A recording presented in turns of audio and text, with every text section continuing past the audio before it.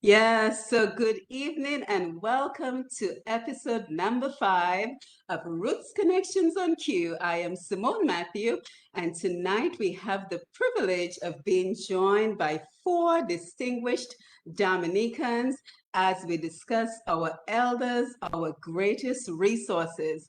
Our guests are Mrs. Ophelia Marie, Mr. Alvin Thomas, Mrs. Lorraine Delsol, and Miss Marie-Therese Junkerre, and they are here to share their experiences with us as the elders in our community. So we're very thankful that they're joining us today. So again, a special good evening to you if you're joining us from Dominica, the Caribbean, or the rest of the world. We look forward to engaging with you, whether you're listening via the radio or Q95DA or any online platforms. We are also live on Facebook at Wise QFM as well as Push Past 10. So let your voice be heard. Join the conversation right here on the big station Q95 by either calling in at about 8:45. You can call in the studio or you can post the comments on Facebook as we engage in this conversation. And as always, we would like to thank Mr. G and the Q95 family for providing this platform where we can get together to discuss important topics. And a special good evening and thank you to Lambi, who is on the console. He will be taking our calls at about 8:30, 8:45 this evening. And of course, showing Norris, our engineer, who works tirelessly to ensure that we remain connected to Dominica and we can make a contribution to discussions such as this. So again, welcome to Roots Connections on Q. I am Simone Mathieu, and with every episode of the program, the goal is to explore concrete and practical information that we can take away and apply to our lives. So let's jump in to the conversation by thanking our guests and welcoming them to the program. So we always begin the program by celebrating our Dominican roots, and this is exactly where I would like to get started this evening. So I would like each of our guests to introduce themselves, tell us what part of Dominica they are from, and the values they learned growing up. And you know, we have the policy of ladies first, but considering Alvin Thomas is the only gentleman in the group this evening, I am sure that the ladies do not mind that we get started with Mr. Alvin Thomas. So, Alvin, just tell us where you're from, what part of Dominica you grew up in, and some values you learned while you were growing up in Dominica. Thank you, Simon. Thank you so much. Thank you for inviting me to this panel this evening. As I said earlier, before we came on live, I feel so privileged and honored to be among 4 beautiful women from Dominica. Ophelia, who I know go way back, Simone as well, Marie-Therese, I believe I know, and Paula Delsol. So certainly it is indeed a pleasure. Like we would say, you've made my day. Um, I want to begin by, first of all, thanking you and thanking Q95 for that opportunity to be a part of that discussion and dialogue. I'm Alvin Thomas. Um, I'm a little shy in saying how much about me. I always prefer others say it than I say it, but I will attempt in whatever way I can. But I'm Alvin Thomas. I think many people in Dominica know me, know the name. Um, Most times, if I call Dominica from Atlanta, if I call the bank, National Bank, or the Social Security, wherever on some transaction, and I ask, I just say, do you know who's speaking? Say, but who do you know, Mr. Thomas? Who do you know, Mr. Thomas? That voice not changing. I think no, oh no, that's Mr. Thomas. That voice doesn't change. So I was born in Roseau. I was born in Roseau, Fields Lane. Um, that has changed. Those of us who visited recently, and even Ophelia, with an island, would recall what Fields Lane was before and what Fields Lane is today. Yeah. It's 2 different Fields Lane. But I was born in Roseau, Fields Lane. 4 siblings. My mom had, we had, there were 5 boys, no girls. I'm the second. And I grew up pretty much in those days, like it's not as much today, but my grandmother was considered the matriarch of the family. My mother out working and the rest of the family working, my aunt, the sons, and the grandmother was the one that keeps us stable, stabilize us. And I learned from her a lot of what and who I am today was what she instilled in me as grandmother. Be honest, be truthful, respect others, respect your elders in particular. Um, Always speak the truth. Work hard. Um, don't take what is not yours. Enjoy the little that you have. Be grateful. Be thankful. These are some of the things she instilled in us. I was fortunate to have, we were fortunate to have had her with us for 111 years. That Wow. was her age when she died. She died that very same year of Maria in St. Just a month before thereabout um, in St. Croix. And I went to St. Croix for the funeral and was stuck there from Hurricane Maria, because as you know, Hurricane Maria also um, devastated St. Croix, severe blow. So my grandmother lived 111 years old, and certainly she's now with her maker. She went way past Frisco and 10. So I got a lot from her. Even I recall when and even when she turned 100 and beyond that, I would call her up from Atlanta and I say, "Hey, Mama, if I have a struggle or problem or something is bothering me, I'll call her. Hey, Mama, what about this? What about that?" And she was very alert, would still give me strong advice and tell me, "Alvin, look, do this, you do it this way, whatever." So I think she had a lot to do with that. But in addition to that, I will also say that there were other persons at the time in the community where I grew up, namely Teacher Rose. Many of us know Teacher Rose. Went to Teacher Rose. I before I move on to high school, which I'm sure we'll get into later, at the Rosa Boys School, I had Mr. and Mrs. Mishak Linton. I remember Mrs. Linton. She believed in her student, believed in me, and instilled those values in us. One of the things that I think that disappeared, that we don't see much of today, among the uncles and aunties I have, Oh boy, yes. every senior person was Auntie Ophelia, Auntie Lorraine, Mhm. Auntie this, Uncle, you know, because that's how we grew up. Today you have 5-year-olds, sometimes less Mhm. than that, we'll say Ophelia or we'll say Lorraine. But the amount of uncles and aunties we had, and there was community. I recall recently Dr. Hazel Rickett was on a program because we all grew up in that street in Filsley. Dr. Rickett, her sister Janice, and we would all, assemble together and do things together. And she distinctly recalled my grandmother at the time because her mom was again out there working, would take her and the sisters in the afternoon, take us to the gardens, the botanical gardens on Sunday. The regime was Sunday morning, get up, you go to church, then you come back, we go to get over sea bath. We used to go down by the where raffles, down by the old infirmary.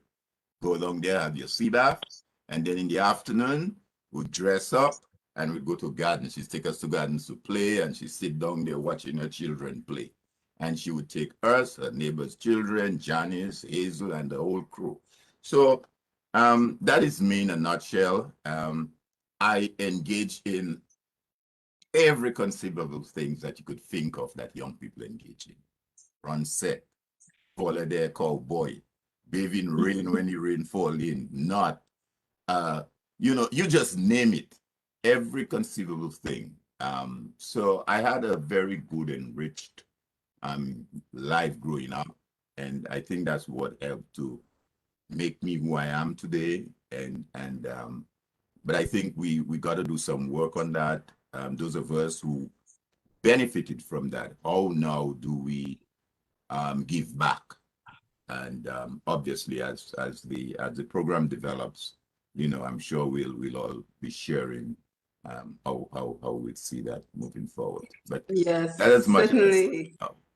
Yes, thank you, Alvin. And that is exactly what we're here to discuss. How do we regain that spirit of community and that reverence we once had for our elders? So, Ophelia, I'd like to go over to you. If you can tell Mm-hmm. us about a little bit about your upbringing and some of Yeah. the values and people that were important to you growing up. Okay, I can tell you that I wasn't born in Dominica, but I've been told that I have been forgiven for that. So I fit in very well. Yes, I was born in Curacao, where my parents were in order to work and what have you. But at age 9, they brought me back to Dominica. And when I came from Curacao to Dominica, I came with values that were already within me. My mother was an only child of her parents, and they brought daddy in. And so I ended up with two mothers and two fathers. And I knew that the older ones had the power. When they spoke, mommy and daddy listened.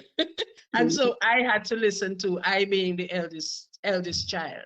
There were 5 of us, one brother, Bobby, people call him Ras Bobby. And then the sisters were Rita, of good memory, because she left us. There is Claudette, who is a Karam now. There is Carol, who lives in Atlanta, and she is a Bruni. And because I was the eldest, they brought me up, and I had to bring up the others. So we went to Carnival, but Ophelia says you have to come to the market before 6 o'clock for us to get home by 6 o'clock, because that is what mommy and daddy said. And we didn't dare go against that. And I would be the first one by the market, Me being the eldest, I would be there, the first one waiting for the bus to take us up, or the truck, whatever it was at the time. And when the others came too late, I would call them by the market. But when we got home, is everybody all right? Everybody got home safely? Yes, mommy. And mommy was the one who would ask that question. And she would never know that there would have been a tuaka or a fracas at the market. So I learned that responsibility early. I found also that I was more interested in being a friend with older persons. I don't know if it's because I was the eldest in the family, but I had a very good rapport with my grandmother. And I learned from her the little things that I know up to now about cooking, because she was the one who liked to cook and who cooked in the kitchen. So I also understood very early the value of team. We had to share. There were 4 girls. We had to start bathing early so that all of us got ready to go out of the house early. Sometimes I used to be the last one, but that's okay. I was the eldest one. And at 6 o'clock, everybody came home, and there was the job to wash your foot and put on your nightie and get ready to sleep. I used to supervise that kind of thing. So I believe that from that time, I learned to be responsible, to link with older as well as younger persons. I understood the value of simple community, because I don't want to say communion, but that's what I mean too. We would wait until everybody was there to start eating. That's how we learned it. And if one is crying, you would see the others go and hug that one so that, everything worked. Bobby, our brother, had all of the liberty. He could go and play cricket and football and come home after 6, but we didn't dare do it. We had to stay home, and we learned to sew and crochet. And each one of us had a task that we used to have to do. Sometimes Mom would come, Ophelia, have you finished sweeping upstairs? Not yet, Mommy. But why didn't I finish? Because I was reading. And she would see me reading and not disturb me. So I knew there was something good about the reading thing, but I just had to be careful not to overdo it for me not to get too lashes. um, yes, so so you learn to play that kind of way. Like Alvin, we used to go do all things in the road, but close to home. And all the bigger people used to talk to us and we had to obey.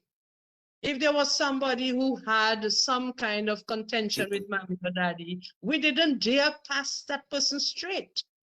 We had to say good morning or good afternoon. When we went into the shop, the first thing we said, they would give us a list of things to buy.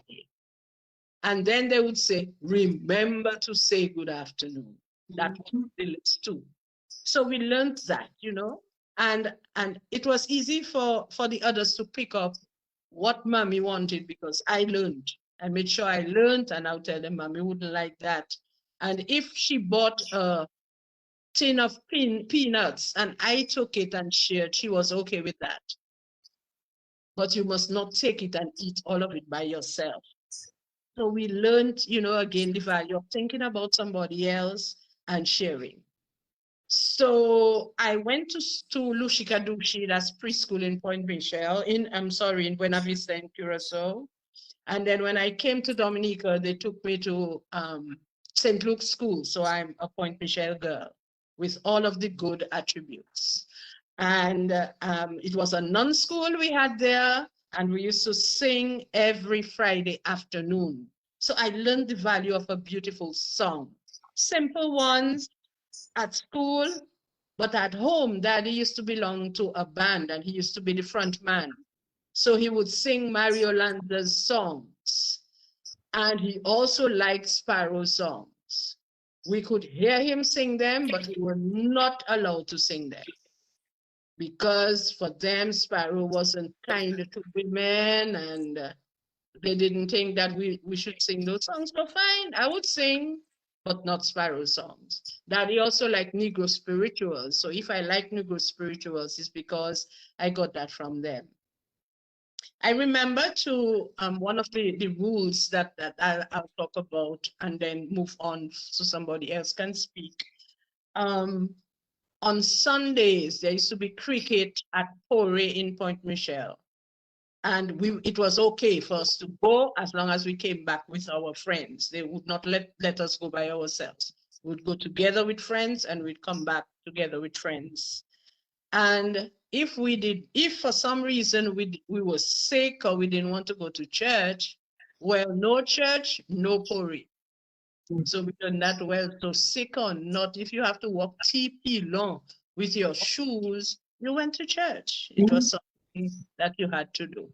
And I guess that is why I almost became a nun, but it was good for me. It was the discipline and being able to take control of myself and decide I am going to church because together we are going to see cricket. So that helped me too. And they were so strict, and yet they hardly gave us blows.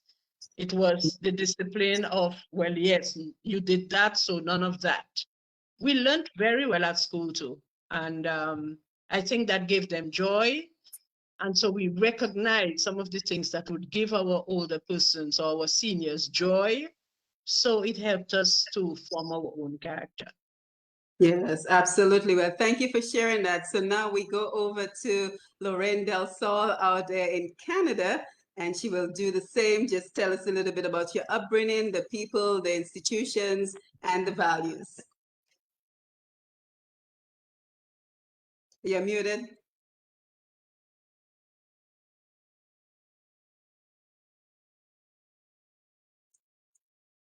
Can you hear me now? Yes. Yes. I am from Grand Bay. I am the first of 6 children born to my father, a policeman / fireman, and my mother, a school teacher. So my father, being a policeman, was quite a disciplinarian, and you were just expected to do the right thing. His standards were very high. He's the type of man who would buy self-help books. I remember he bought a lot of books on plumbing, and he taught himself how to do all the plumbing for the house. My mother, on the other hand, although a school teacher, but she was also the village seamstress.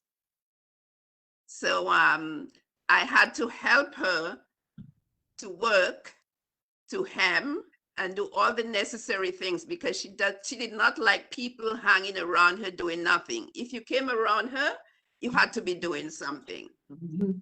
And I, for some reason, I love being around my mom. I went shopping with her. I just enjoyed, although being a small child, I still enjoyed it very much.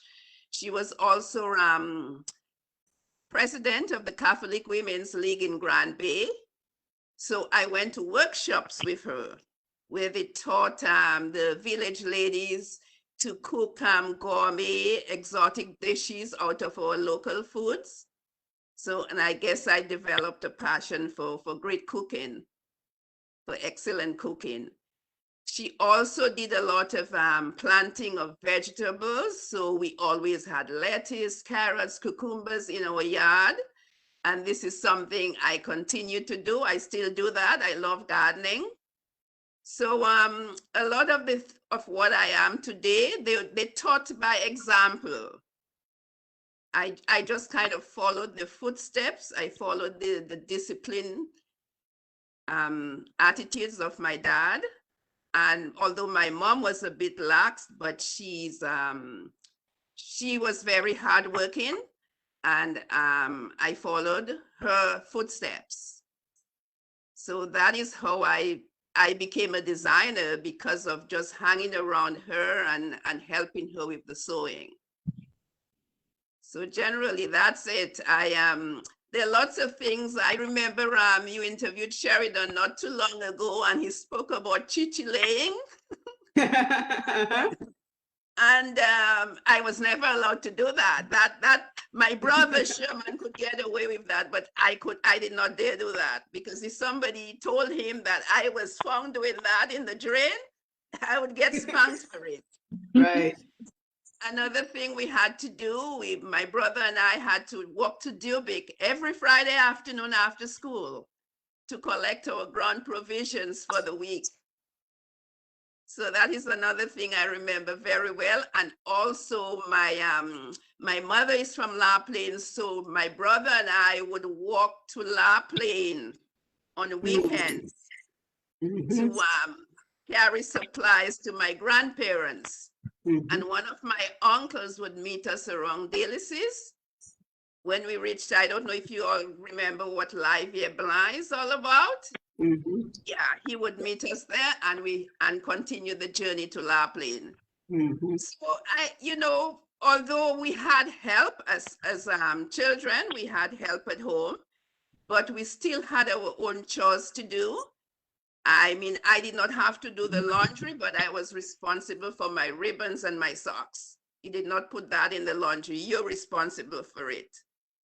So there were a lot of values that were taught to us, and a lot of, just examples. Like I said, I learned by example.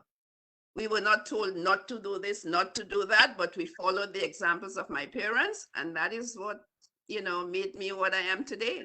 Yeah, absolutely. Thank you for sharing. Yes, Marie-Therese, finally over to you. Hi. I good evening. First of all, let me say thank you so much for inviting me onto this amazing program. And I kind of feel, what am I going to say? Because having listened to Alvin and Ophelia and my colleague over here, I feel like I've not got very much to say about my upbringing, because I wasn't born in Dominica like Ophelia, but I was raised in Dominica. And I want to talk about the village I was raised in and the elders I was raised with, because I was raised with loads of elders, aunties and uncles, Auntie Marcia, Auntie Vilna. My mom was is a very unselfish person, because she gave birth to me. But to be honest, most of my elderly relatives raised me. So my granny, who passed last year at age 99, she was amazing. And all the village, the village folk in Egliston, that's who raised me. I remember a lady who's still there today, and she's amazing, Marie-Therese. I would end up at Marie-Therese's house, and she would always find something for me to eat and let me play with the children. You know, I just think, for me, my memories of Dominica and being raised in Dominica is about always knowing that you had to respect your elders. You never walked past an elder in the village or in town or anywhere without saying good morning or good afternoon. You never did that. And if you did, you would know about it, because some of them would clout you and tell you how disrespectful you were. And then they would go and tell your grandmother, and she would clout you because you were disrespectful. So those are the things I remember about being raised in Dominica. I remember coming home from school, and I used to go round the back of the school because I didn't want my family to pick me up because it was mango season. And I wanted to walk up Egliston Road so that I could pick the mangoes. And in fact, many years later, I went back to Dominica and I was showing my children one of the trees I used to climb on the way up to Egliston. And I actually realized as an adult, it was over a precipice. But it was amazing. I remember getting home late in the afternoon and getting beats because your top was full of mango stains where you'd eaten all these mangoes on the way home. So those are my memories. But when you talk about growing up in Dominica, the thing I think about the most is the elders and how you knew, because you didn't have to be told, you knew that there were certain rules and regulations that you had to follow as a child, and you just did it naturally. And you had these values about making sure you work for what you have, the importance of education, how important that was, the importance of respecting those who are older than you, being kind. My grandmother always talked to me about being kind, and my mom as well. But most of all, it was the love that you didn't. It's not like nowadays. Nowadays, my children expect me to hug them, and I do, and I love hugging them.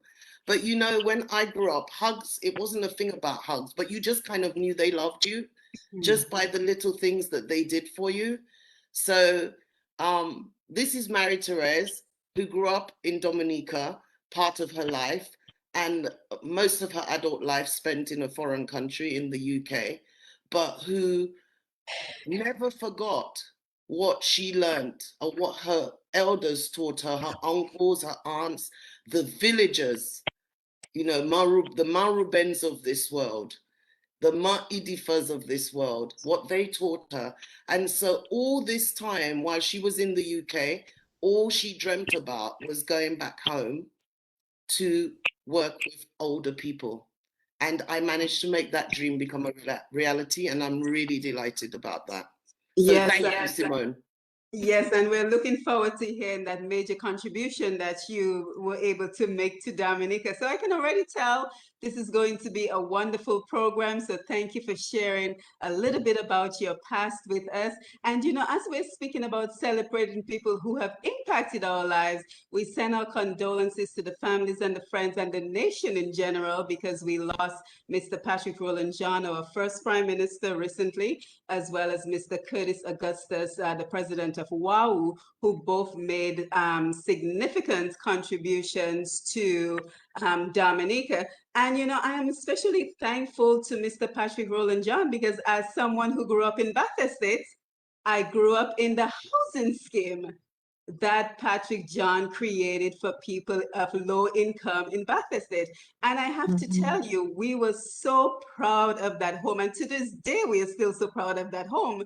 But more importantly, we were proud to be able to pay off the mortgage on that house, and now to be able to claim that house as our property. So that is what we're here for. We're here to talk about, financial independence, economic opportunities, providing hope for the young people that one day they'll be able to buy a home, that one day they will have, financial security living in Dominica and not just, have to rent or have anything handed to them, but actually being able to purchase the things that they need in Dominica. So we are here and we're seeking the wisdom of our elders this evening because you guys had so much less resources that we now have, but you were able to use your skills, your talents to create your own opportunities, whether it was agriculture, business, music, fashion, and so much more. So we have a lot to cover. We are going to look at our elders in pre-modern time. Then our guests will tell us how they were able to blaze their own trails and create their paths to success. And then finally, we will look at what we can learn from your lives and also how we can have our elders give back to our society. So let's jump right into it. And we will begin with the role of the elders in the pre-modern society, the important roles they played in education, religion, passing on traditions, and so much more. And I want you guys to feel able to jump into the conversation at any point, so don't necessarily wait for me to call on you. And for the first part of this conversation, I would like to start with you, Ophelia, because as we know, even in today's society, music is not considered a traditional career. And even, back in the 70s, we certainly didn't have a music industry because even today, we don't have a formal music industry. But yet you were able to blaze your own path and create a career in music. So tell us about that. Tell us how you were able to accomplish such a wonderful career without everything that we now take for granted. That sounds so nice, especially the last part. Um, but we all have had challenges. We have all had. But I have to say, when somebody told me that I was born with a silver spoon, I don't know about that. I know that everything that I was able to achieve came with a lot of work. I think the best thing that happened for me is that I was able to capture the opportunities that were presented to me and move with them. And I have to say that my opportunities as a singer were nurtured, if you like, by Daddy, because Daddy would come into the house and he would sing a Negro spiritual, tell us about old Black Joe and about slavery and maybe what the point behind the song was. So we understood early that a song could be presented, that a song had a story, that different people in the audience would catch the story differently. But I remember when I went in, oh yes, I have to tell you too that Daddy used to sing in that group in Curacao. I forgot its name. But when he came back, he always had an envelope and Mommy used to be happy. So I knew that there was some kind of link between going out and sing and coming in with an envelope. And excuse me, they say woman like money. Well, I like money.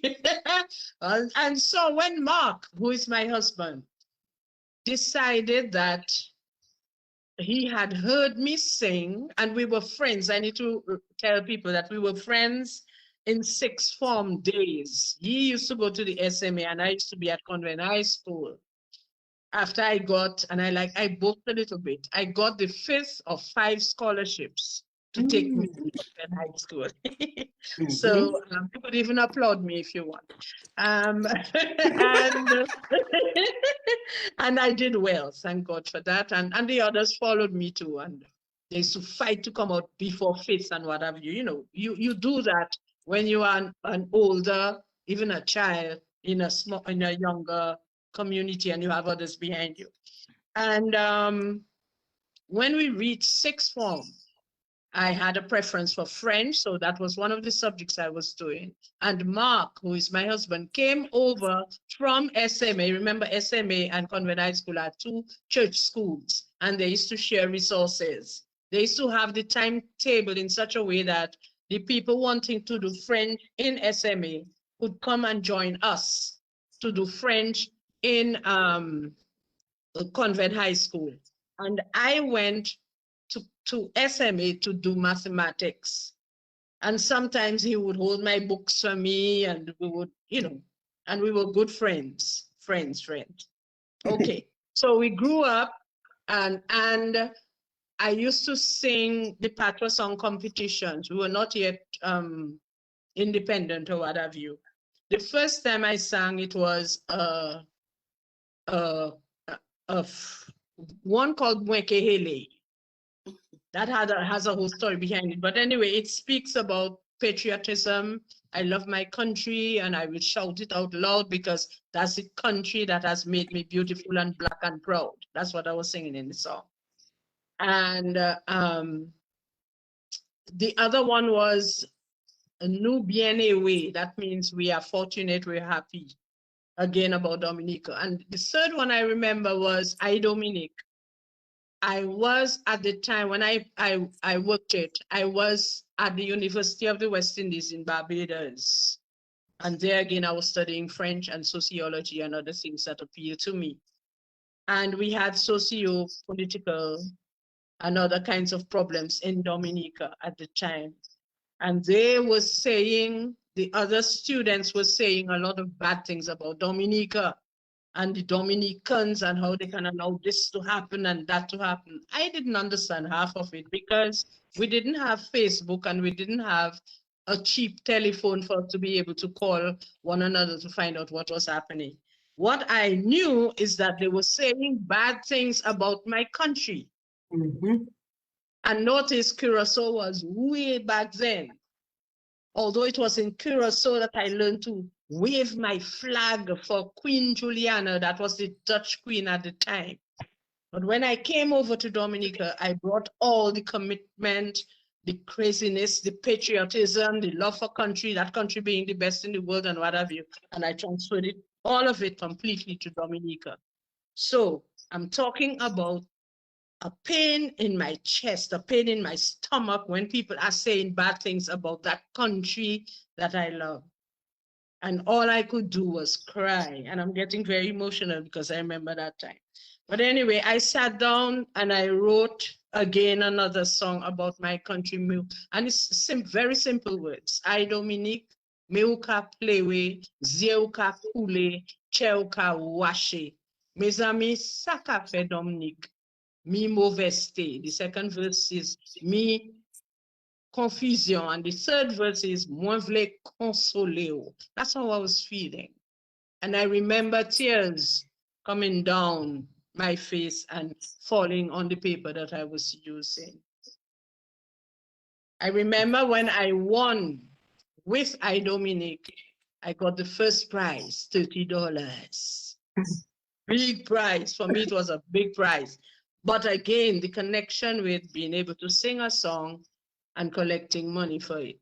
I didn't know about authors' rights and all of those good things, but there was already a path being created so that I could understand.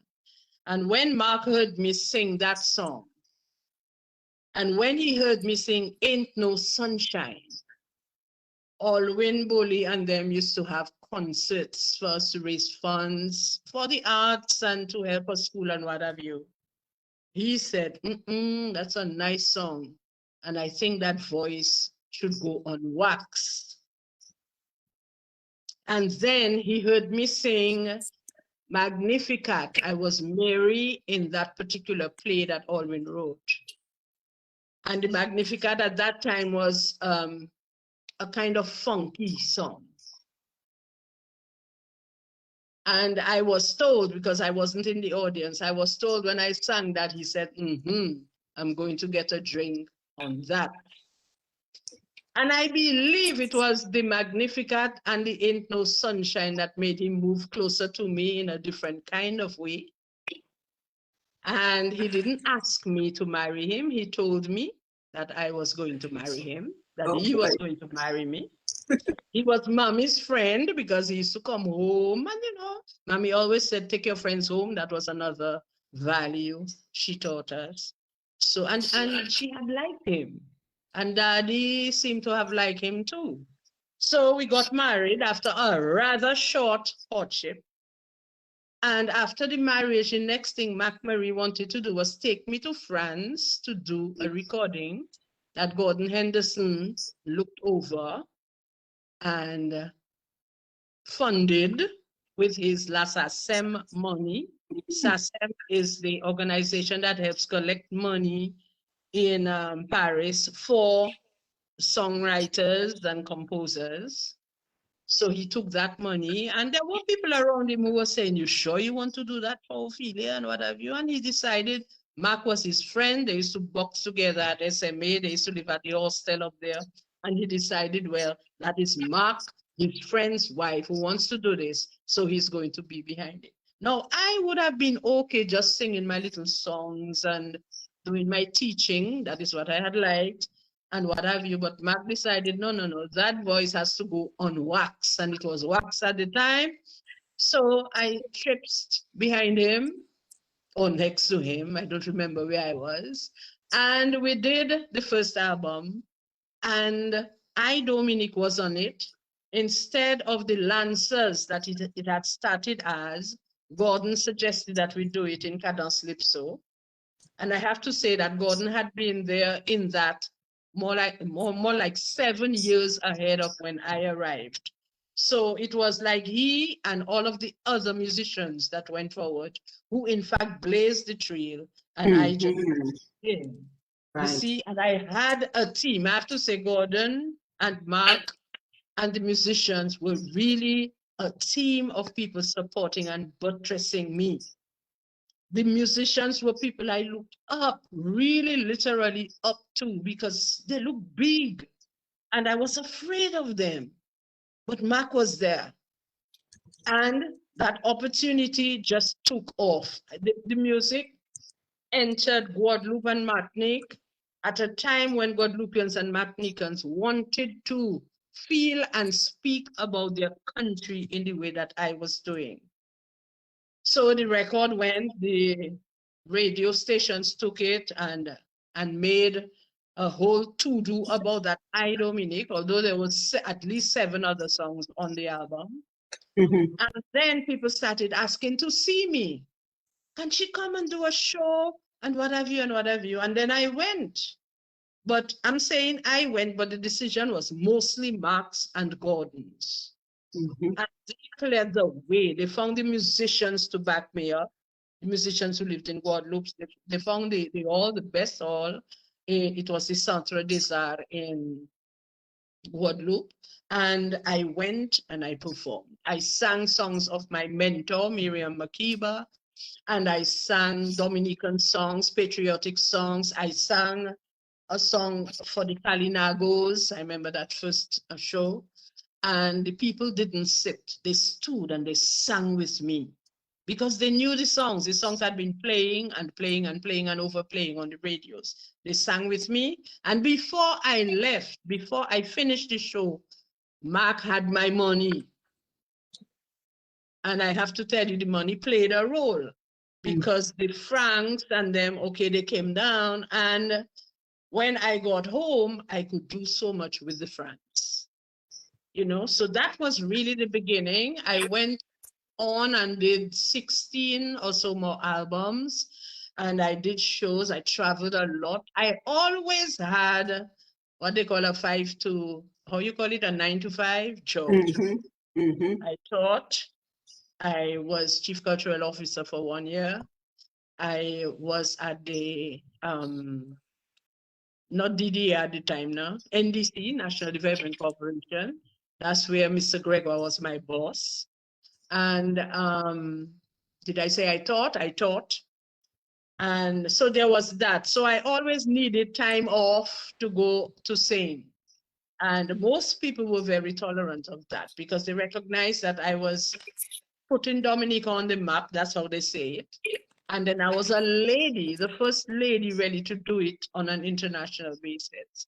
So it helped me as being my other career, if you like, because there was always something else before.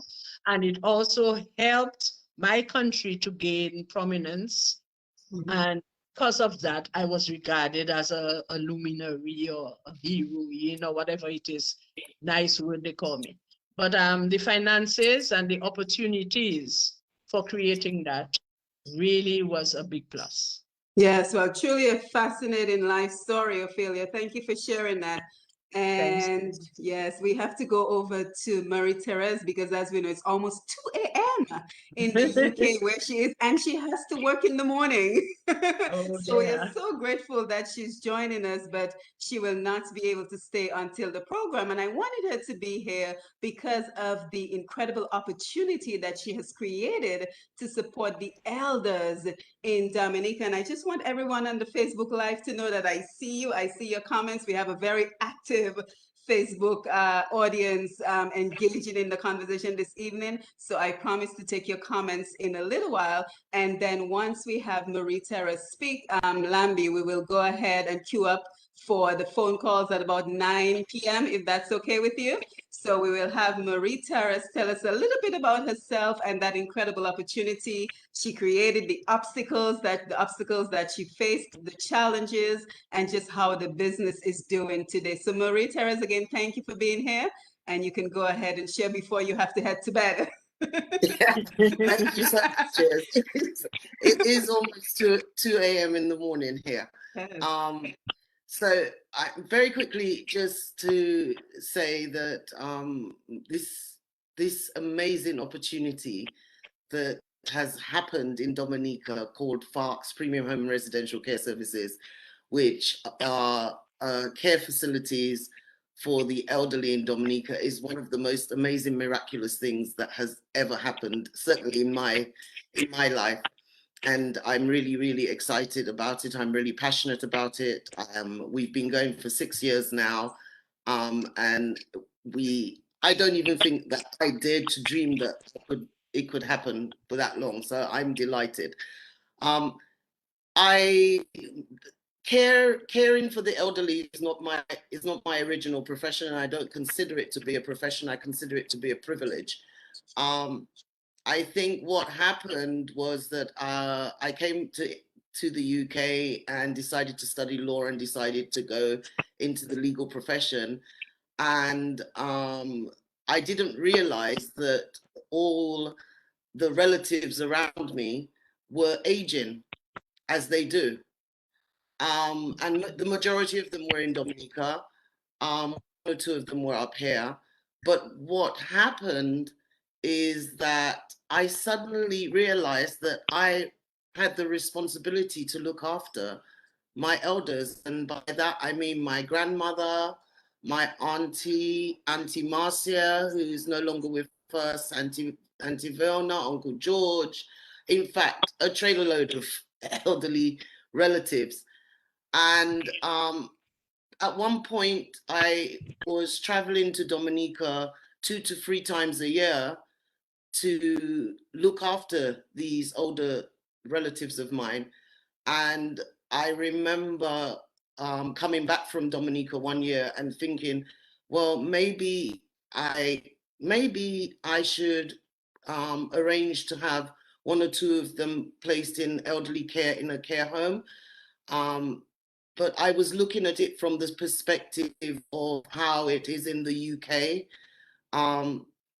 And so when I went back and did my investigations, it wasn't quite like that. And I thought that I could do something because I like older people. I love older people, but I love celebrating with them. I love taking them out. I love, like when my aunts came up here from Dominica, one of them for medical treatment, I was recounting to someone special in my life a couple of days ago how every Friday night when I got home from work, she would have done the shopping list because that was one of her favorite things, was to go to Sainsbury's, which is one of our big shopping centers here. And on Saturday mornings by 7 o'clock, she was awake, bath dressed and ready to go. And the other one was much the same. They love going out. So I realized that one of the things we needed to do was to give older people more autonomy, let them have more choice. Just because they may not be able to climb the stairs, it doesn't mean they don't want to go out. Find a way, find a different way. And one of the things I noticed in Dominica was that there were a lot of older people who had dementia, but it wasn't recognized as dementia by a lot of people. And some family members and friends would simply say that they're troublesome or they're wicked. And I don't even think it was deliberate. I think it's because there wasn't enough information out there about the impact of dementia, not just on the person who has it, but the impact on the family who wake up one morning sometimes and see someone who's completely different from the person that they used to know. And I felt that I could do something about that. I could heighten awareness of dementia in Dominica. I could create something, a facility somewhere where people, relatives, loved ones who had family members with dementia that could no longer stay home, or who needed someone to come in the home to help them to care for that person, could receive or meet with trained individuals who understood what dementia was about and who understood when mom or dad was not eating or not understanding that they're supposed to eat, or defecating not because they wanted to, but because they didn't know. And that there would be someone there who wouldn't judge them and who would basically do what is needed to be done to preserve as much as possible their dignity, you know? And that's how FARCS was created, and that's why FARCS was created. FARCS is a safe haven. It's somewhere where you can bring your relative and know that they will be cared for by persons who have been trained to understand about the needs of the elderly, whether it be medical needs, physical needs, mental needs, emotional needs. That's what it's about. And I'm really proud, and I want to shout out to the staff at FARCS, because I'm in the UK. And even though they speak to me every day, and they do, they're on the ground and they are doing some amazing work with the elders. I wish I could show you guys videos and photos that I receive every day. In fact, yesterday I got some photos. Some of the residents had gone out for a walk, and one of our more famous residents decided that he was going to, as we used to do in the old days, throw stones in the mango trees to catch some mangoes. And then he decided, because he's a charmer, to give it to all the ladies in the facility. It's amazing stuff. I mean, it's amazing. You know, before COVID, we used to go out quite a lot. So it was not unheard of for you to meet a group of my residents at the Fort Young Hotel having lunch, or when the gallery was open. And I want to thank those establishments, actually, because they always made us feel very, very welcome. And a very big shout out to Ocean's Edge, because whenever I phone them and say I'd like to come with some of my residents, they always make room for us. So there are other things that we do. So it's traditional every Christmas that Astafans, the shopping store Astafans in Roseau, will accommodate me with the residents, and they'll actually put the escalators on for us so that the residents can go upstairs to do Christmas shopping.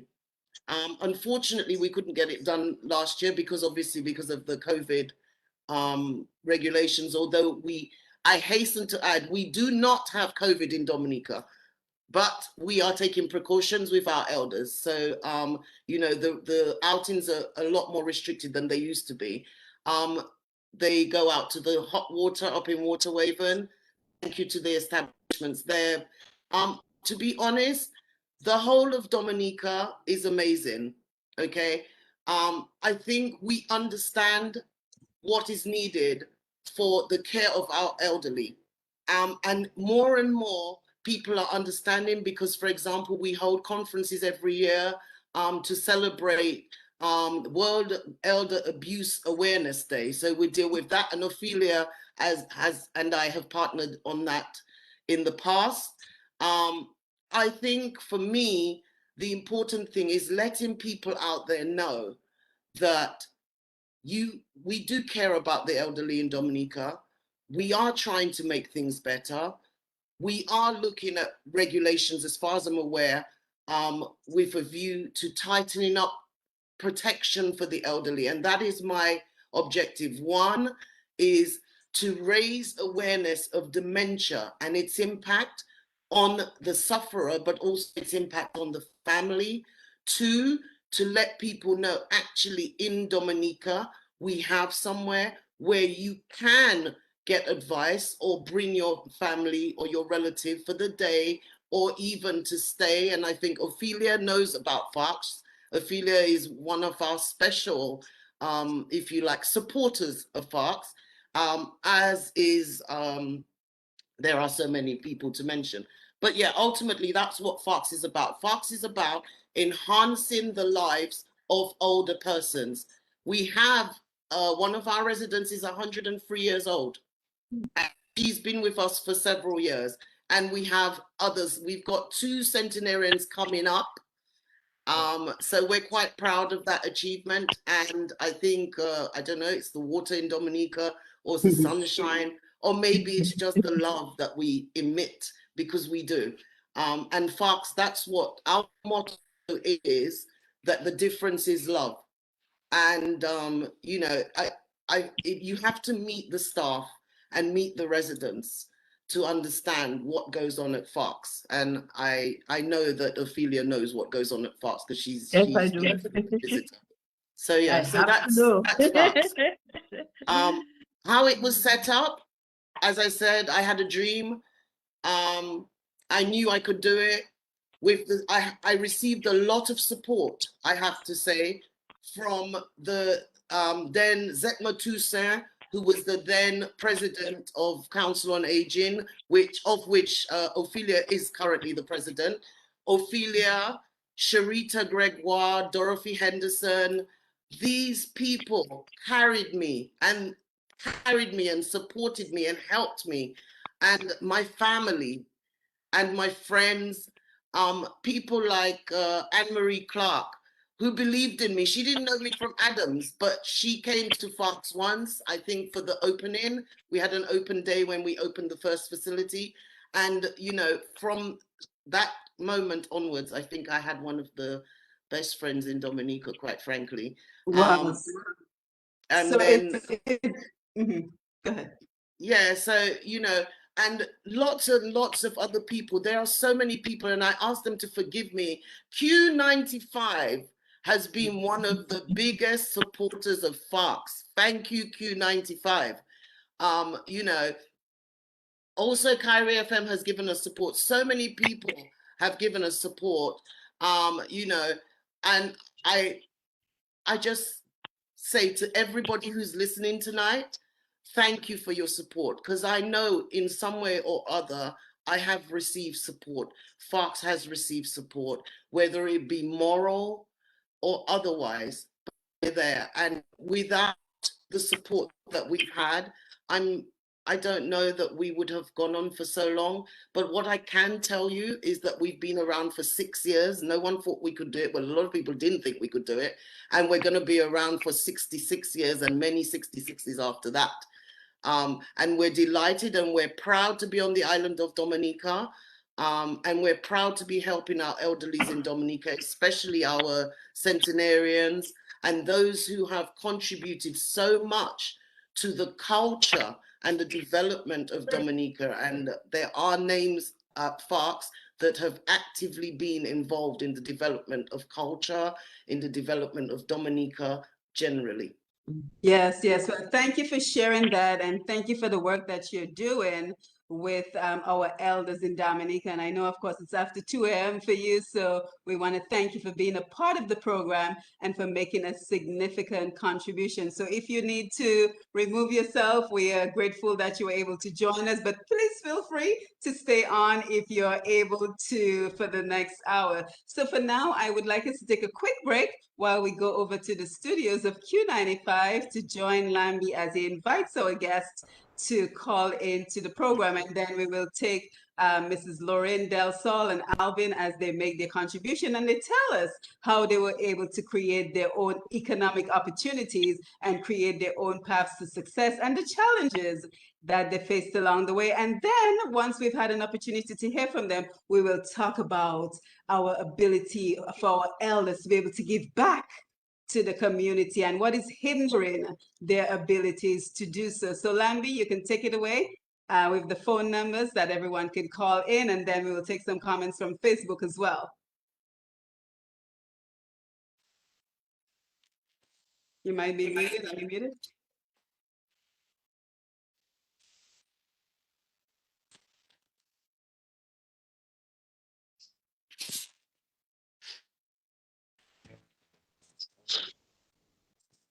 Oh, oh, children, home, wanna go home. Oh, yes, children, home, got to go. Yeah. Good evening, Dominica, the Caribbean, and the world. Wherever you may be at this time, this is Roots Connection, and we are taking your calls right now. The numbers are 449-3095, 449-3096, 449-3097, 616-4257, 305-432-9624. Let me run those numbers again. 449-3095, 96 and 97, 616-4257, 305-432-9624. Oh, children, home. Oh, to Zion. Oh, wanna go. Take me there. Oh, to Zion. Oh, wanna go. Yeah. We've been trodden from Genesis right on through Revelation. Good evening, caller. Thanks for joining us. Roots Connection, go ahead, please. Good evening. My name is Jenny Vantipo, and I'm calling because I'm listening to this program. It's so refreshing to hear the participants talk about the elderly, the values we learn from our ancestors, all the people we grew up with. Ophelia, I know you did not record the song, but I can't forget when you sang your first song, Dominique Jolie, Tipawatino. Yes. You composed that when we were in third form 1. Mm-hmm. I remember you in school too. All the students contributed to that song. Yes. That was your first song, and I can never forget that. Miss Mm-hmm. Junkerre, and Hello. what you're doing with the elderly, and let's hope it can continue and get better. Mr. Thank you. Alvin Thomas, we'll hear from you, and Miss Lorraine Delsol, we'll Hi. also hear from you. Thanks for what you're doing. Thanks. Yes, thank you. We're still taking your calls. We're wide open, waiting in your calls. 449-3095, 449-3096, 449-3097, 616-4257, 305-432-9624, and we're awaiting your calls. Oh, yes, children, oh, got to go. Yeah, we've been trodden from Genesis right on through Revelation.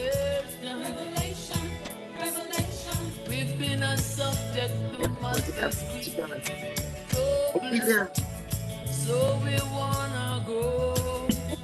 Yeah, we are a people enslaved and sold, scattered through the earth. Jacob is calling his children. Yes, yes. So if anyone wants to call in, we will certainly take your calls as they come in. So thank you, Lambi, for that. So now we want to go over to you, Lorraine Delsol, because you as well took a very non-traditional path to success. And you know, that is what we're talking about today. How did we create opportunities for ourselves with such limited resources? So tell us a little bit about your path to success and how you were able to create a name for yourself in fashion. Well, I always knew what I wanted to do, and I started with the dressmaking as a young girl in high school while I was in convent. I used to sew for my friends, and friends told other friends, and friends told adults who were not, you know, like not at school. Like I remember having some prominent ladies in Dominica that I sewed for. I remember Mrs. Wadi Astafan was one of my regular customers while I was in school. So, and I guess I was very good at what I was doing. And because that's why people kept coming back to me. And I knew when I traveled and I went away that I wanted to make a name for myself. I wanted to be successful. I wanted to have my own business. Is something that was always at the back of my head. So even before I held a few couple office jobs, you know, getting into my own dress design business was always my goal. So I studied fashion design. I studied pattern drafting. I worked as a model, not that I intended, it wasn't my goal to work as a model, but it also gave me the opportunity to work with dress manufacturers. So I learned the ins and outs of the business. And I decided to have my own business. And I just kept looking. I kept looking for a place where I could start off. And when the opportunity came, I remember I used to be at the Ontario School of Art at the time, full time, just studying how to draft and how to draw.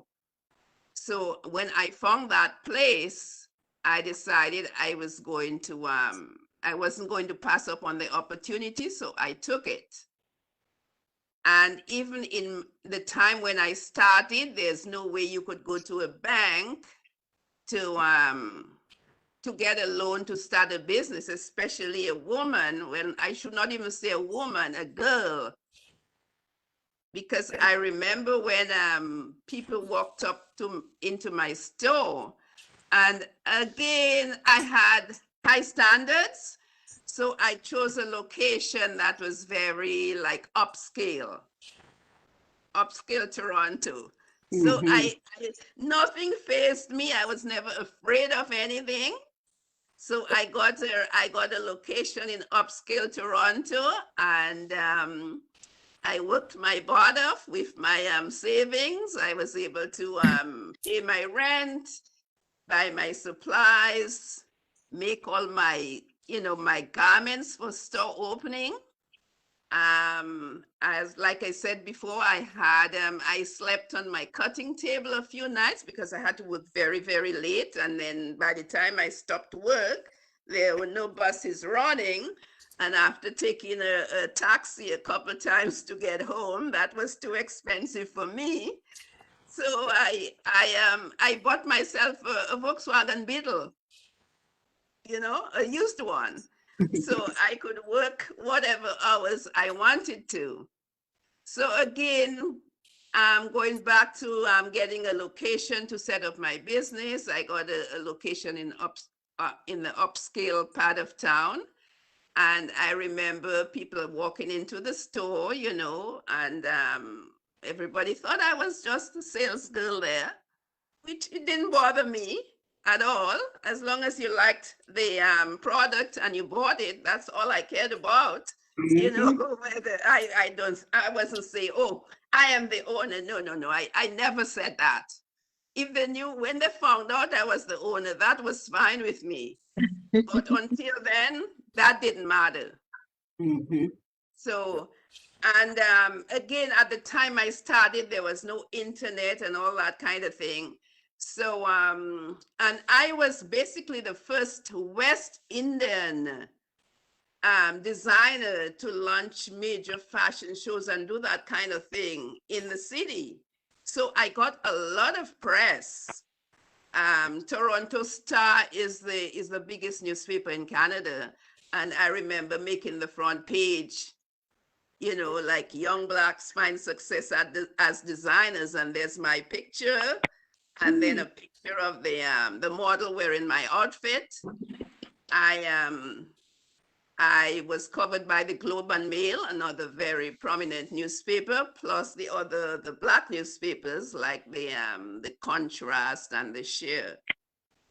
But I was also covered by CBC, which is our Canadian Broadcasting Corporation, is the national TV station of Canada.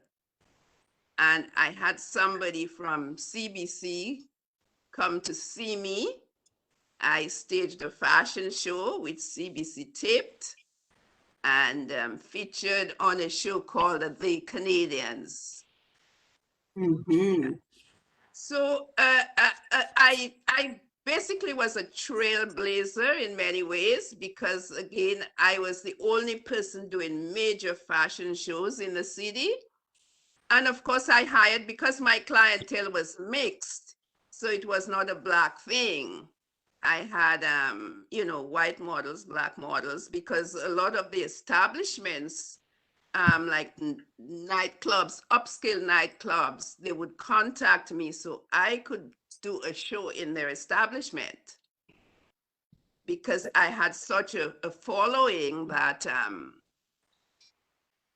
if I did a show there, the crowd would be there. So if they liked the club, they would continue going. So it was, I did not really have to look for a place or to pay rent to show my designs. It was the people coming to me and asking me to do the show in their establishment. And because of that, again, I got to coordinate the Miss Caribana show. And I did a lot of, we had another event called the Contrast Junior Achievement Award. It was, I think, at the biggest black event in Toronto at the time. And the highlight of that event, besides giving out the awards to young achievers, would be a fashion show, which I staged with my many, you know, fabulous designs. And as I say that, I remember at one of the shows where I sent a model out in a very sheer chiffon outfit, and she had no bra underneath. Oops. And that was like cutting edge at the time. And the crowd went dead silent. And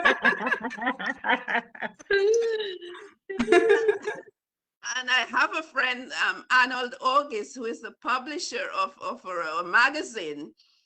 And I asked him, what happened? Didn't you like the outfit? He says, yeah, we did, but we didn't scream and shout. We just kept quiet, but we loved it. So I was very creative, and I was very cutting edge. And like I said, I worked very hard at what I was doing, and I tried my best. And you know, the business, the clientele just kept growing and growing, and it's like this person telling that person, and before you knew it, I remember one August, I had so many weddings to do. I had to keep a file, a wedding file. I remember one August, I had 8 weddings. Granted, I didn't do all of them right away because, you know, you get notice like sometimes a year in advance, you know. So I remember having like 3 of the weddings were in royal blue. So when a client would call and tell me, oh, I'm with the royal blue wedding, I'd ask, well, which royal blue wedding? I had to write royal blue, I had to write the bride's name. So I know when somebody called exactly what they were referring to. So it was just a lot of hard work, and it was doing good work. Yes. Was the important thing, doing very good work. Because from the day I started, when I opened up in 1976, I still have some of these clients today. Wow. They've grown up. The children became customers. I did first communions and graduations, and I have done weddings and weddings for mom's weddings and children's weddings. So that is something else. Once you do something, you do it to the best of your ability. And like, again, like money was never a motivating factor in what I was doing. I just wanted to do something very, very well. Yes, and indeed you did. Yeah. Yes, and we're so proud of you. Yeah. Yeah. And I don't know if you want me to say anything about, you know, opportunities, and because I also coordinate the Madame Warb show. Yes, we'll come back to you as well, but we want to give Alvin an opportunity to jump in as well, but we will come back to that as well. So thank you, Lorraine. So Alvin, you found success both in the public and the private sector. So tell us about you created your own path for success and your challenges. And again, we're coming to the Facebook comments, but if you're just joining us, we're just tapping into the wisdom of our elders as they tell us how they were able to blaze their own trails, create their own paths to success, despite not having so many of the resources that we take for granted right now, how they were able to create their own paths to success and how it can inspire us to do the same. So Alvin, how were you able to create your own successes in the public as well as the private sector? Well, thanks, Simone. Thanks, Simone. Let me first of all congratulate the ladies tonight, Ophelia, Lorraine, and Marie-Therese, who is no longer with us, on what they have achieved over the years, and in particular, Marie-Therese. And it leads me to the question that I'm sure many of us have asked time and time again. What's your purpose in life? That's a deep question. What's our purpose? Why are we here? What is the reason that we are here for? And what's our mission on this planet Earth while we are there, while God gave us that life of 70 years or 60 years or 90 years, whatever it is? What's your purpose? And I heard distinctly Marie-Therese saying that her main goal was to go and do law. And that she didn't find, I would say, satisfaction with that. She wanted to do something bigger than that.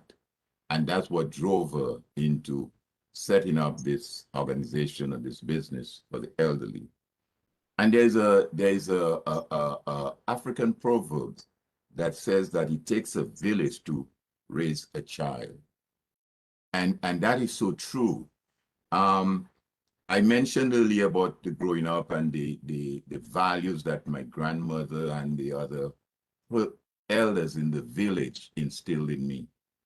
And I'm a big believer of family, because I believe if families are strong, communities are strong. If communities are strong, a country is strong. There's no giving up on that. And that is why we were able, even as you say, with the limited resources that we had, to be able to achieve certain things, because you had strong families. even where you may have had single mother family or jointly, but you had the grandmothers, as I said, the elders in the community. So the families were strong. That made your community strong. And as a result, the country was strong. So I'm a big believer in family. And I think a lot of what I have achieved over the years and the successes, if you want to call it that, is as a result of that support I had. I'm so grateful to have found my wife. We've been married for 41 years. February of next year will be 42 years. We got 3 beautiful children, 1 daughter, 2 boys, and I'm blessed with 7 grandkids. So I'm saying that to say that we the material things that we acquire as individuals is far less significant than the values and the things that as you know, that we grew up with. And from my growing up, I always wanted to engage in some area where I could, my little dog that came in my office. I thought I wondered. So always wanted to give back and share and be part of that community. So from a very when I left Rosa Boys School, Teacher Rose, mixed school, Rosa Boys School, St. Mary's Academy, left St. Mary's Academy in the early 70s, 73, 74, joined the public service. That was the transition then. You leave school, you could do 1 or 2 things. You might go away to study or you join the public service. So I went into the public service, started at the audit department. That's where my career began. Ozzy Lewis, working with folks like Ozzy Lewis, Pondu Pupas, Joan Roye, Sybil Barron, Ronald Fingal, Edwina Fingal, and that's where it started and it moved. From that very moment, I realized, boy, and let me just backtrack a bit. You may recall we had a little upheaval at the St. Mary's Academy somewhere around 73, 74. There we had that situation in there. So some of us came out with that fire in our belly that, we want to do something. So I joined the public service, and then right there and then I gravitated into the union, the CSA then as it was known. And very shortly, within a short period of time, I was elected as the assistant treasurer on the executive, and then get involved in all that activities and initiatives. Again, I see myself there helping and developing folks, fighting for what one might say, those who cannot fight for themselves. And that also took me into the credit union movement. So I got involved in our Rosal Credit Union and served on the supervisory committee for many, many years, served on the board of directors. As a matter of fact, all told, I may have served close to 20 years in the credit union movement. Also served as the Dominica Cooperative Credit Union League, served there as president of the league for many years, and was vice president of the Rosal Credit Union board. Again, my passion and my focus was always, what can I do to help and elevate people? How can I be in a position, not just for myself, what I, Alvin Thomas, would want personally, but how can I lend back and give back to community? That has always been my passion. So I did that. And also, I became very active in the JCs, Dominica JCs. As a member of the JCs, elevated to the position of president of the JCs. And I must say, as we speak now, I was bestowed upon me a senatorship from that organization, JCs International. That's a how should I say, an honorable position that is bestowed on one who have rendered service to the organization. And let me just share with you, in our JC's creed, the first line in the creed reads, "We believe that faith in God gives meaning and purpose to human life." as the first line. We believe that faith in God gives meaning and purpose to human life.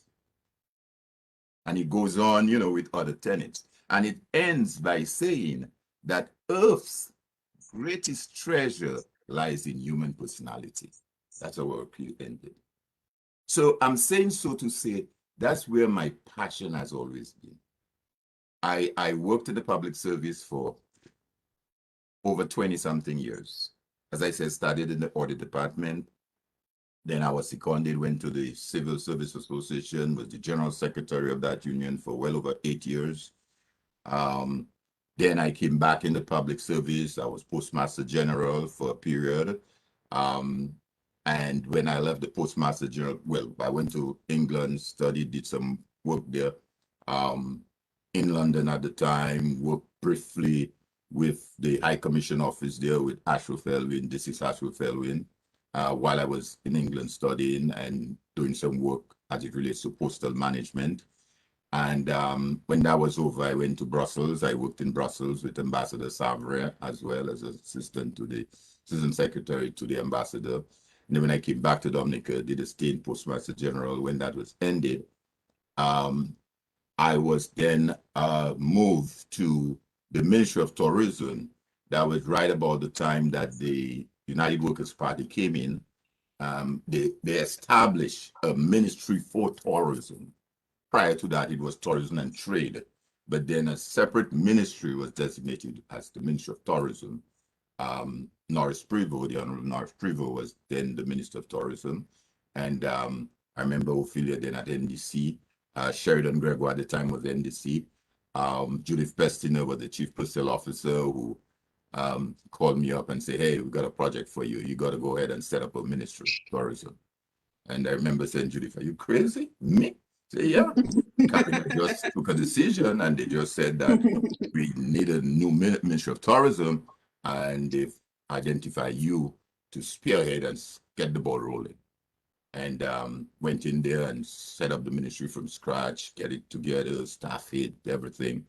And worked there with the minister, Prevost, for at least 2 years or more. Get everything running. We did quite a bit, as a matter of fact. It was during that tenure, which a lot of people don't, they kind of missed, the whole conceptualization and the World Music Creole Festival became what it is during that era. At the time, I remember all the conversation and the discussions that entailed that we went into between our Ministry of Tourism and the NDC at the time, and we had the World Music Creole Festival. It was also during that tenure, during my tenure as Assistant Secretary, which is what I was, the position at the Ministry of Tourism, that we had first and ever, they've never had one before that, the CTO conference, Caribbean Tourism Organization, held its first conference in Dominica. I think it was in 1997 or thereabout, if I'm not mistaken. The conference, again, working along with Mr. G, who was chairman of the conference committee. I was part of a member on that committee and get this going, and we got the conference going and everything. So all of that was how can I give meaning and purpose to human life? And how can I use the treasures, the gifts, the values that my grandmother instilled in me to help another human being? When I left the service in just towards the end of the beginning of 97, I after 20-something years, I left the service, the public service. I went into radio and managed the Kyrie FM radio at the time, for a year as a manager, general manager of the radio station, and did that for about a year. And then, of course, in 1998, we had family discussion, and my kids were beginning to graduate out of high school. My daughter did, my first son did.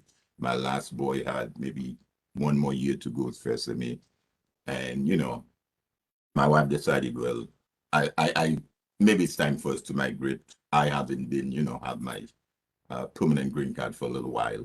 So we decided to migrate to the US in 98 and moved to Atlanta and have been in Atlanta. And even when I came into Atlanta, I got engaged in a number of things, involved the Atlanta Dominic Association, worked on organizing several carnival bands, several years, put some bands together, had some bringing groups together. As a matter of fact, in Atlanta, I learned to dance quadrille and heel and toe because for independence, we had a group of us and we were put on this performance, heel and toe, quadrille and all that good stuff. I would do that. Calypso night, I would invite all Dominicans I can think of to my house and we'd have a broth night on Calypso night. One year I even had a link up with the radio station. Back home, we did a link up. So we were broadcasting from Atlanta, Dominica. And I just enjoy being with people, helping people, doing stuff for people. It's not just about me. Right. And so it's what I can give back. And let me just end one final note, and which I think is so important. I'm reading a very interesting book by the title Morality, and it's by the author Jonathan Sachs.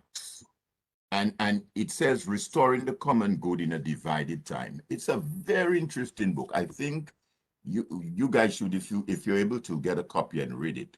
It speaks a lot to what we are having that discussion now. How morality has gone away. And my own thing moving forward is how now we as elders can bridge that gap and engage the young people. And some of the stuff that we benefited from, or grandparents or elders, how now can we give it back to the young people? How do we bridge that gap in that social media world that we're operating in? So I think that is the challenge that is before us. How do we do that? And how do we continue to give back to society and give back and help build humanity? Yes, absolutely, Alvin. Very well said. And I think I'm seeing some themes as we're having this conversation, and I want to just save some time so we can interact with the folks who are joining us via Facebook Live. So I want to throw out two very quick questions to the panel before we take the Facebook Live comments. So I'm seeing some values that have really played a role in our lives and brought us the success in our lives. So we're talking about hard work, discipline, sacrifice, making connections, giving back to humanity. So my question to you is, do we see those same values today? Do we see an enabling environment where elders have the opportunity to provide mentorship for younger people, provide apprenticeship, like Alvin said, creating that connection? So let's just have a couple of minutes of discussion on what are we seeing out there now, the values that we grew up in of respecting the elders in the community and keeping them in high esteem. Do we see that in our society today? And how can we bridge that gap by providing mentorship, apprenticeship?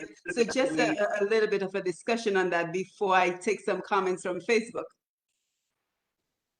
Well, if I can start, I can say that we do see some of that among, and what I mean by that is we see young persons reaching out. For example, in the state college, there is a recommendation that each student, depending on what course he or she is doing, should spend some hours doing community work. And we do have some who are interested in working with the seniors. But what they like is the outings. They're going out and, but what I find happens is that when they are with us, then we explain the value of allowing a senior to take a seat before you take yours. We speak about them showing that respect for the seniors, asking them, being genuinely interested in their stories, giving them opportunities to talk and celebrating them. We have centenarians who have birthdays and we go out to visit them. And again, the younger persons are with us. And we make a deliberate effort to bring some of them in. In fact, the people in my office now are two younger persons. One is 30, one is coming up to 30, and two not so young persons. I would be one of them. And you find that they are always looking for something among young people that the older persons would like. So you notice that there is interest in the older person. They're concerned about how the older person thinks and how the older person will view a certain aspect of what the younger persons are doing. We also find that our young persons or older persons are involved and interested in WhatsApp, WhatsApping, Facebooking, Zooming, and it is the younger ones taking on board, you know, and showing them how to do it. I mean, I have learned that way. The younger ones around me, they have to show me how to do that Zoom and, you know, and all of that there. So, well, my husband is very good at that too, so I learned from him in that way. But I have to say that we need to see more. We need to see more. Yes. I agree. I agree for Ophelia. We need to see more. And like you say about the WhatsApp. You have to say WhatsApp. WhatsApp. WhatsApp. But we, the older ones, say WhatsApp because we are accustomed with, hi, WhatsApp. But it's a WhatsApp. It's an app. Yes, I think we lost Alvin for a minute. So, Lorraine, if you wanted to make a contribution. Yes. What I find we should be doing more at the with the school children, a lot of the things that we did, the values we learned as in elementary school, I don't see them happening today. Like I remember as a young girl in elementary school, on Fridays, we were the ones responsible for cleaning the yards ourselves. And we would line up with our cocoa brooms, and then we would sweep the yard and we would have fun doing it. But I don't see that happening today. And your parents would say, oh, I don't send my child to come to school to clean up and do that kind of thing. Wow. And I think these are certain things we should bring back, because that instills discipline. And if you're the one cleaning up, you're not going to mess up. Right.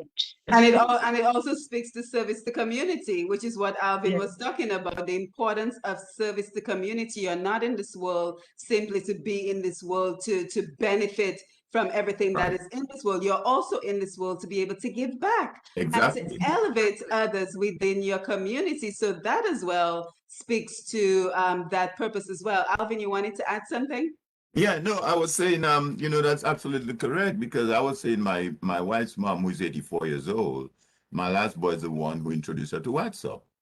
And she's using the technology now to communicate to the great-grands and the kids. And it's amazing. And I think, although the downside of it, that you find social media has made some of us very isolated, that, not gone are the days when we grew up at dinner time or lunchtime, there's conversation. You invite your family or your friends to a dinner and everybody have the phone while even at dinner texting and that kind of thing. So I agree for failure, but we still have a challenge and a job to do. And that's why I always say to folks, when they say, oh, young people, no, we can't blame the young people and say young people so, young people think. They are young and we were young too. And you know why we're as we are today? And Lorraine and Ophelia and Marie-Therese and myself can speak the way we speak, because there were elders there then who brought us up and gave us what we need. So if these young people do not have the same support, we have to take the blame. We can't blame them. We can't say, well, oh, these young, no, it's not these young people. Because when we were these young people, we had people there. We had a village to raise the child. We had a community. And if now that is missing, we have to take some of that. And the question is, how do we approach it? And I referred to the book earlier. And let me just quickly, I know time is of the essence. But listen to a paragraph there. Love your neighbor, love the stranger. Hear the cry of the unwise, the unheard. Liberate the poor for the poverty. Care for the dignity of all. Let those who have more than they need share their blessings with those who have less. Feed the hungry, house the homeless, and heal the sick in body and mind. Fight injustice, whoever it is done by and whoever it is done against. And do these things because being human, we are bound by a covenant of human solidarity, whatever color, culture, class, or creed. So clearly it is saying that that is our purpose. And we have to find how we know as elders who are benefited, who are rich now, rich in values, rich in blessings, financially and otherwise, how do we give back?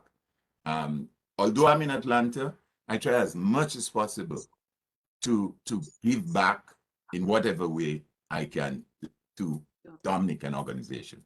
Yeah, yeah, and I certainly see, I certainly know that we can see how each and every one of you and on this panel are giving back in a significant way to Dominica. But you know, as we get ready to wind down the program, I think it would be remiss of me if we didn't also speak about the importance of caring for our elderly, how we caring for them in terms of their health care, their financial care, and just being able to the respect that they deserve. Because, for example, when we hear the example of a prominent businessman in Dominica who has served this country for decades, and we hear how he's disrespected by a foreigner, it leads me to believe that there needs to be more protection for our citizens, especially as it relates to our elders. So I just wanted to get your thoughts on how are we caring for the elders in our society. And I know, Ophelia, that you do a tremendous job with that. So I think we can begin with you and your efforts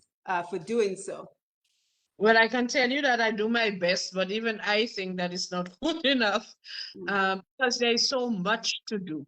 I myself am an elder, and I am 10 years an elder. In other words, I'm 70. So who takes care of me?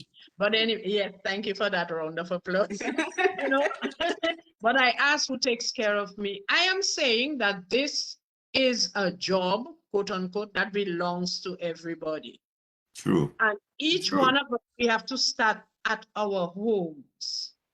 I was talking with some children in a school this morning, and I asked them the questions. What are your seniors doing? What are the older persons at your home doing for you? And I got good remarks. They love us. They make nice food for us. They buy clothes for us. They help us with our homework. So they know everything that the older person is doing. Then I asked, okay, what about you? How do you feel about this person? And I got all the answers. I got good ones, like, well, what I call good ones. They make sure that we go to school on time. So we have to listen to them so that they keep us punctual and regular. I got good things like that. One of them said, oh, I tried to help a lady cross the road and she didn't want me to touch her. Ask them, well, why? Why do you think? And there's an old story about two Boy Scouts who were trying to take a lady across the road and she didn't want to go. He saw it as an old lady who needs help and he wanted to help. And she said, no, leave me alone. And we forget, I don't think we understand that our seniors like that autonomy that Marie-Therese spoke about.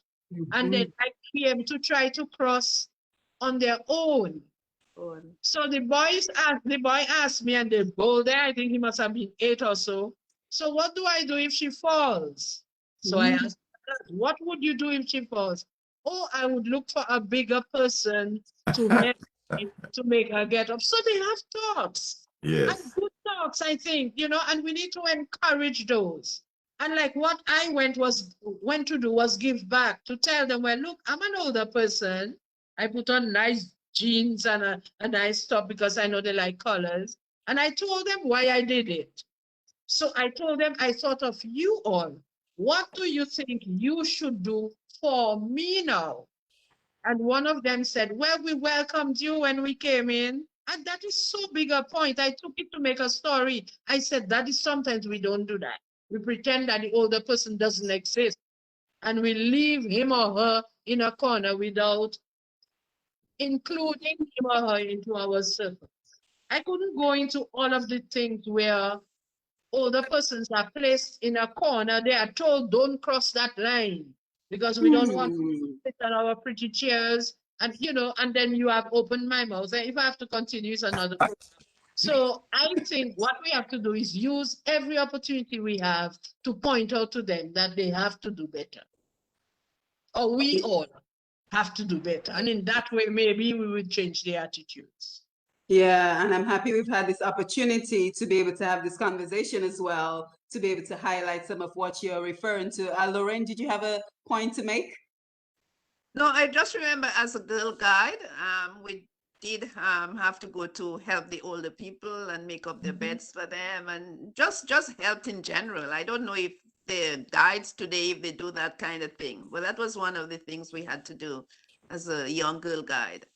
Yes, yes, and I want to take some of the comments from Facebook as we get ready to wind down. So we had quite an interaction on the Facebook Live, and I want to thank everyone who joined us via that particular medium. So we have David Joseph, absolutely. I think he was referring to Gordon when he says he continues to be an ambassador for Dominica.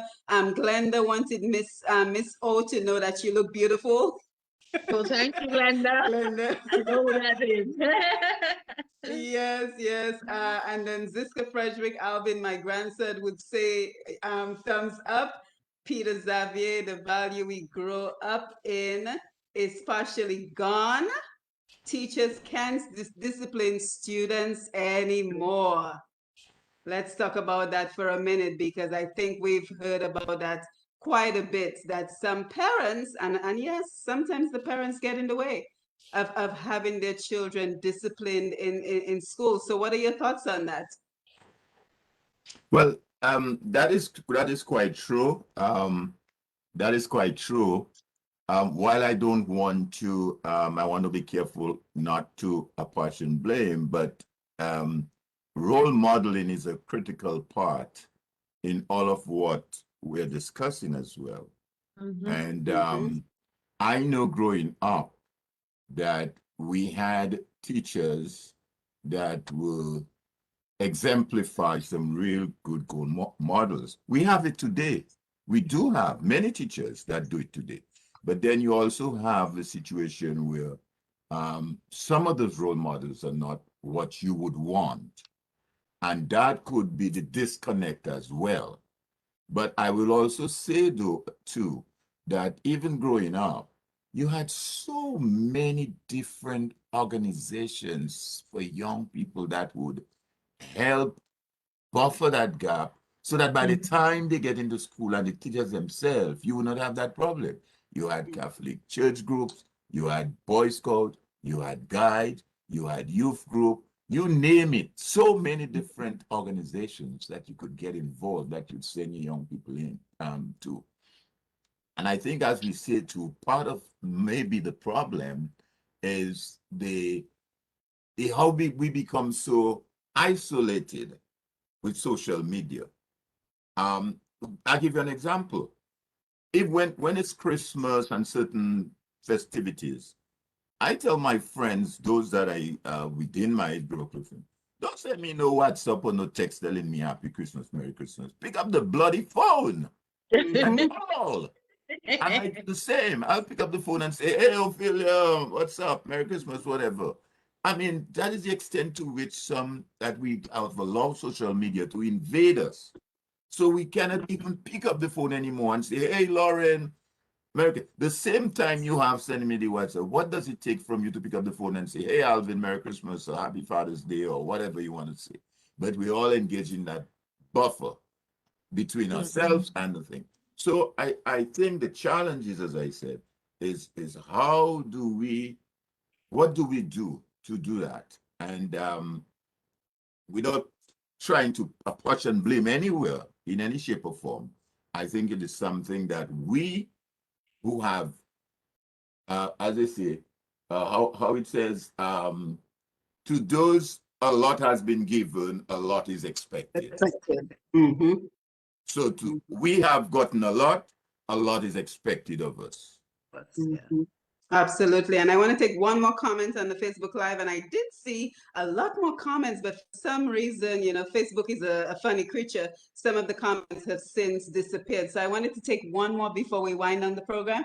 And that is from David John Joseph. He says, "This is why I will continue to say that we cannot and should not blame the young people for who they are today. Most of the blame belongs to the parents who have forgotten about their upbringing and instead is focusing on the more developed countries for guidance on how to raise their children." So I just want to thank everyone who provided the comments on the Facebook Live. Unfortunately, I'm unable to see some of the previous comments, but I do want to thank you for your contribution to the program. So what are your thoughts? He's saying, like Alvin just said, a lot of it goes back to the parenting. Yes, Well, I that would say, is okay, very sorry. true. That is very true about the parenting. And I find that a lot of the parents, especially West Indian parents who are not brought up that way, they are so materialistic when it comes with the children, and they want to provide them with the best running shoes or this, you know, or that, when they should use that money and maybe just enroll them in programs, you know, and they don't realize you don't have to, if you're in a program, you don't have to become a professional soccer player or a basketball player, but it teaches them discipline, and it teaches them how to behave with other people, and that you carry on to the workplace. So you'll be able to get along with your co-workers. So it's not just about, oh, I'm not putting my child in this because, you know, he won't become a professional. That is not why we're doing that. So I think our West Indian parents should take from the way they were brought up and not emulate the North American way, you know, of just giving them material things. They should instill more values in them rather than having them have the latest of everything. And sometimes the things they cannot even afford, but they will make an effort to get it for the children. And these are not important. I remember seeing two children in an elevator, two Black kids, and they had the hair was done, the braiding was done, the earrings, the chains, the this, the that. And I shook my head and I said, that money could be spent on programs for your child instead of what is that gold chain or that gold bracelet going to do? You know what I mean? Absolutely. And that is something I don't like to see it in our West Indian parents, because that's not the way we were brought up, but just emulate the North American way.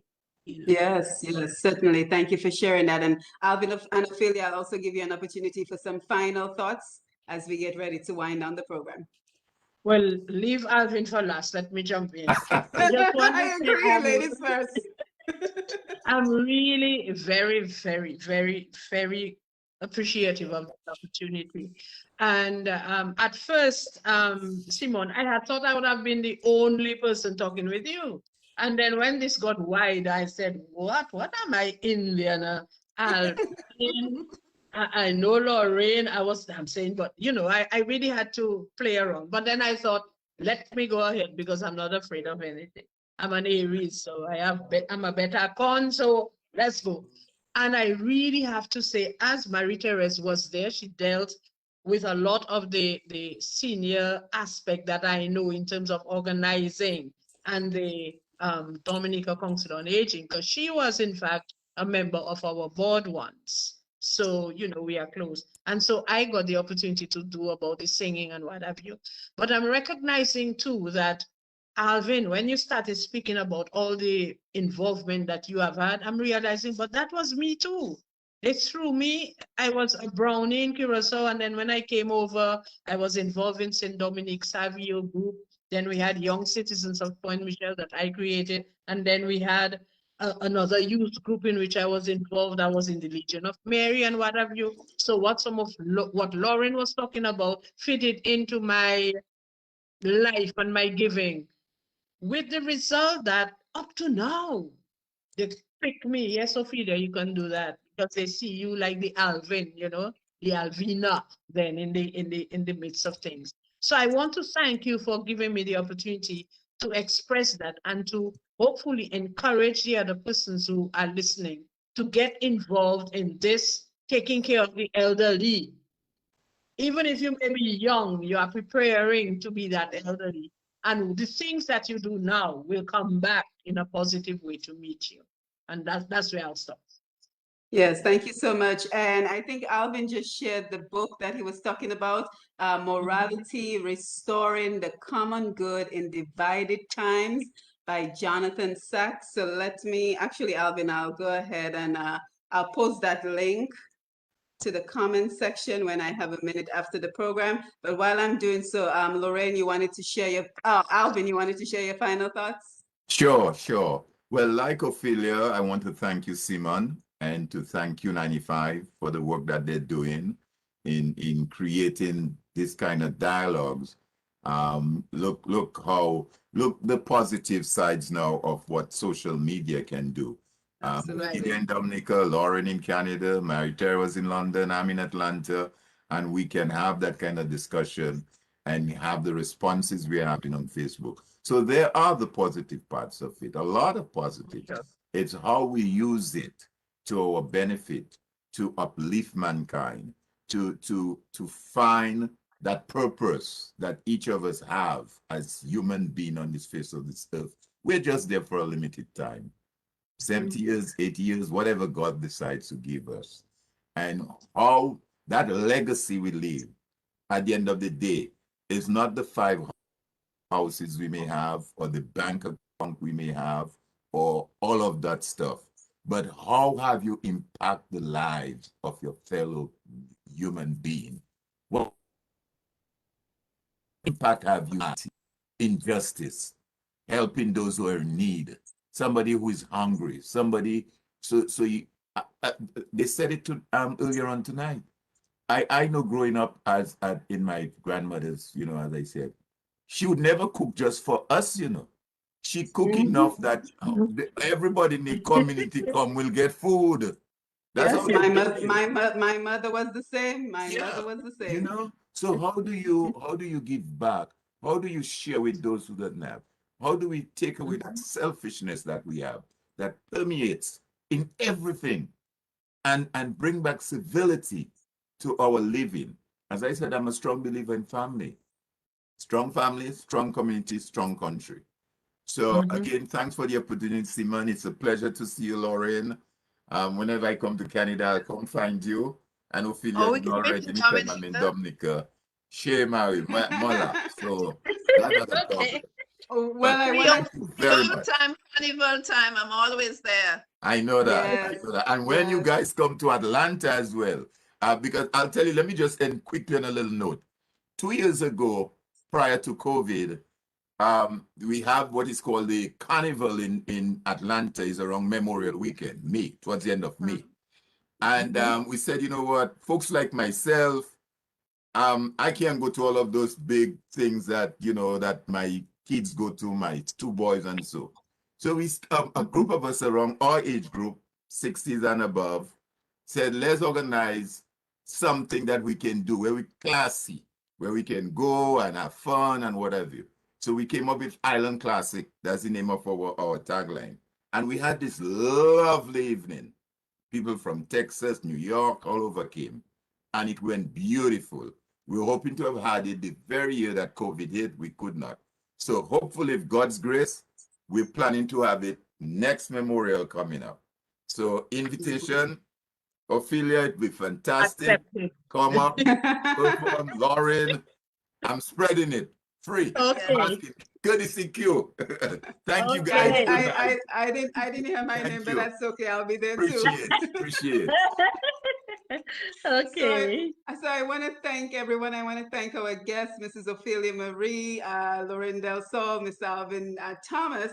And I want to thank you guys for being here, for sharing your wisdom, your experiences, your knowledge to inspire the next generation on what is possible if you're willing to work hard, you're willing to make the sacrifices, and you're willing to not simply accept handouts, but you're willing to do the work yourself. And of course, a big thank you to Lambi on the console at Q95, Sherwin Norris, and the entire staff of Q95 for bringing this program to the world via Facebook Live and the radio. And of course, thank you to everyone who joined us via the Facebook Live to interact. So whether it is through exploring new economic opportunities in agriculture, cannabis, or looking at how education and training are evolving today, our discussion on what we learned from our elders, which we just have, we are going to continue this think tank, but it's an all hands on deck approach. So we're trying to find concrete and practical solutions to how to create more economic opportunities, how to provide financial independence, and just to advance the lives of Dominicans at home and abroad. So if you missed any of the 4 episodes that we've had so far, it's a very young program, I know, you can always check out those past episodes on q95da.com. So that is q95da.com. So you can check out all the past episodes. And I will keep saying it. We have the pieces of the puzzle. We have the expertise. We have people who are experts in just about any field you can imagine under the sun. We have the resources. We have the power of the internet. We have all the resources we need. How can we leverage everything that we have to create the opportunities to help to advance Dominica? So we need to continue to build these networks. We need to continue to provide exposure for our talented people, which is what I like to do at Push Past 10 on Facebook. And we need to continue to share what can we contribute to this think tank that can help to advance the lives of Dominicans at home and abroad. So I would love to hear from you. So if anyone listening to my voice or watching us on Facebook Live has some ideas they would like to share with this program, I encourage you to contact me at pushpast10@gmail.com. So that is PUSHPAST, the number 10 at gmail.com. And in 2 weeks, July 28th, we are back at it again with more experts. We're tapping into more experts from Dominica as we help to advance the lives of Dominicans at home and abroad. So again, I want to thank everyone for being here, and you have yourself a wonderful evening, panel. It has been a pleasure, and I look forward to staying in contact with you. Okay, me too. All right. Yes, Thank thank you. you. And thank you, Lambi. Bye. Thank you. All right, Good have a night. good night. Good night. Thank you. Bye. Thank Good you. night. Uh-huh.